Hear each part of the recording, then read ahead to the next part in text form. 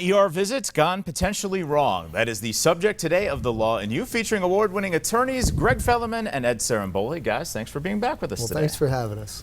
It's always great to see you guys. All right, here's our question today. No, you're always here. I think you guys own the chairs now. Yeah.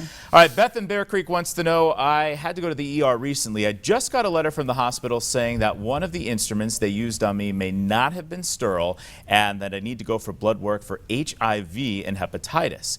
I am scared and angry. Can I sue the hospital? What does Beth have to do here? Well, Beth, to answer your question, can you sue the hospital? Certainly you can sue the hospital, but I would slow down on this, first. Go and get the testing. Make sure that you don't have, HIV or hepatitis. Now, if you ultimately have to take any type of medication, anti-HIV medication or hepatitis medication, and you become sick or ill from that, certainly you can have a case. But and then obviously if you do contract HIV or hepatitis, then you certainly have a case. But before you jump into a lawsuit, I would just kind of slow down, get the blood work done, see what's going on with your health. Yeah, and we've handled similar cases like this with people call exactly like you have. And what happens is we let the case develop, and eventually either something happens or it doesn't.